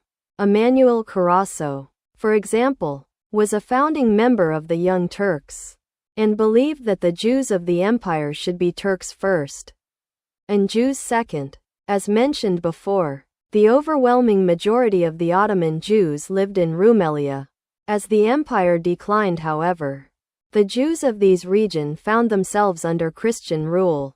The Bosnian Jews, for example, came under Austro-Hungarian rule after the occupation of the region in 1878. The independence of Greece, Bulgaria and Serbia further lowered the number of Jews within the borders of the Ottoman Empire. Early Republic. The Jewish population of Ottoman Empire had reached nearly 200,000 at the start of the 20th century. The territories lost between 1829 and 1913 to the new Christian Balkan states significantly lowered this number. The troubled history of Turkey during the 20th century in the process of transforming the old Ottoman Empire into a secular nation-state after 1923, however, had a negative effect on the size of all remaining minorities, including the Jews. After 1933, a new law put into effect in Nazi Germany for mandatory retirement of officials from non-Aryan race. Thus, the law required all the Jewish scientists in Germany to be fired. Unemployed scientists led by Albert Einstein formed an association in Switzerland. Professor Schwartz, the general secretary of the association, met with the Turkish Minister of Education in order to provide jobs for 34 Jewish scientists in Turkish universities, especially in Istanbul University. However, the planned deportation of Jews from East Thrace and the associated anti-Jewish pogrom in 1934 was one of the events that caused insecurity among the Turkish Jews. Before the start of the pogroms, Ibrahim Tayalay Ongoran, the Inspectorate General of the Trakya Inspectorate General, suggested to remove the Jews from the region as they presented an economic threat to the Muslim population. In 1934, the Turkish government expelled all the Jews from Edirne and the Straits. The effect of the 1942 Varlık Vergisi, wealth tax, was solely on non-Muslims, who still controlled the largest portion of the young republic's wealth. Even though in principle it was directed against all wealthy Turkish citizens, it most intensely affected non-Muslims. The wealth tax is still remembered as a catastrophe among the non-Muslims of Turkey, and it had one of the most detrimental effects on the population of Turkish Jews. Many people unable to pay the exorbitant taxes were sent to labor camps, and in consequence about 30,000 Jews emigrated. The tax was seen as a racist attempt to diminish the economic power of religious minorities in Turkey. World War II. During World War II, Turkey was officially neutral, although it maintained strong diplomatic relations with Nazi Germany. During the war, Turkey denaturalized 3,000 to 5,000 Jews living abroad. 2,500 Turkish Jews were deported to Nazi concentration camps such as Auschwitz, Sobibor, and other extermination camps. When Nazi Germany encouraged neutral countries to repatriate their Jewish citizens, Turkish diplomats received instructions to avoid repatriating Jews even if they could prove their Turkish nationality. Turkey was also the only neutral country to implement anti-Jewish laws during the war. More Turkish Jews suffered as a result of discriminatory policies during the war than were saved by Turkey. Although Turkey has promoted the idea that it was a rescuer of Jews during the Holocaust, this is considered a myth by historians. This myth has been used to promote Armenian genocide denial. Turkey served as a transit for European Jews fleeing Nazi persecution during the 1930s and 1940s. A memorial stone with a bronze epitaph was inaugurated in 2012 as the third of individual country memorials, after Poland and the Netherlands, at the Bergen-Belsen concentration camp for 8 Turkish citizens killed during the Nazi regime in the said camp. The Turkish ambassador to Berlin, Hüseyin Avni Karslioglu, stated in an inauguration speech that Germany set free 105 Turkish citizens held in camps after a mutual agreement between the two countries, and these citizens returned to Turkey in April 1945. Although there is no known official record for other Turkish Jews who died during the Holocaust in Nazi Germany. According to Rafat Bali, Turkish authorities bear some responsibility for the Struma disaster, killing about 781 Jewish refugees and 10 crew, due to their refusal to allow the Jewish refugees on board to disembark in Turkey. William Rubenstein goes further, citing British pressure on Turkey not to let Struma's passengers disembark, in accordance with Britain's White Paper of 1939 to prevent further Jewish immigration to Israel. Then Palestine. Emigration from Turkey to Israel. When the Republic of Turkey was established in 1923, Aliyah was not particularly popular amongst Turkish Jewry. Migration from Turkey to Palestine was minimal in the 1920s. Between 1923 and 1948, approximately 7,300 Jews emigrated from Turkey to Mandatory Palestine. After the 1934 Thrace pogroms following the 1934 Turkish resettlement law, it is estimated that 521 Jews left for Palestine from Turkey in 1934 and 1,445 left in 1935. However, although the law on settlement may well have actually provoked the incident's outbreak, the national authorities did not side with the attackers but immediately intervened in the incidents. After order was restored, the governors and mayors of the provinces involved were removed from office. Immigration to Palestine was organized by the Jewish Agency and the Palestine Aliyah Anor organization. The Varlik Vergisi, a capital tax which occurred in 1942, was also significant in encouraging emigration from Turkey to Palestine. Between 1943 and 1944, 4,000 Jews emigrated. The Jews of Turkey reacted very favorably to the creation of the State of Israel. Between 1948 and 1951, 34,547 Jews immigrated to Israel, nearly 40% of the Turkish Jewish population at the time.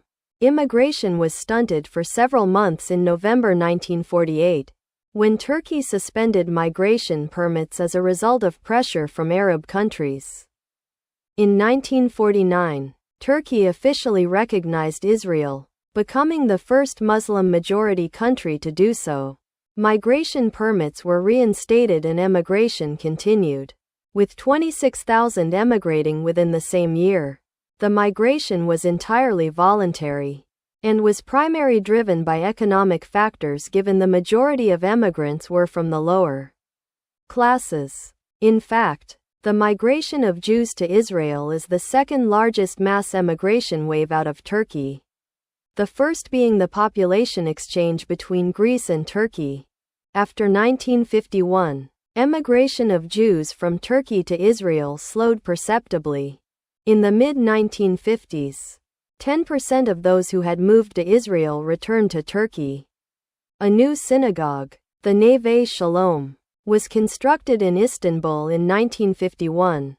Generally, Turkish Jews in Israel have integrated well into society and are not distinguishable from other Israelis. However, they maintain their Turkish culture and connection to Turkey, and are strong supporters of close relations between Israel and Turkey. Democratic Party period. On the night of the 6th or the 7th of September 1955, the Istanbul pogrom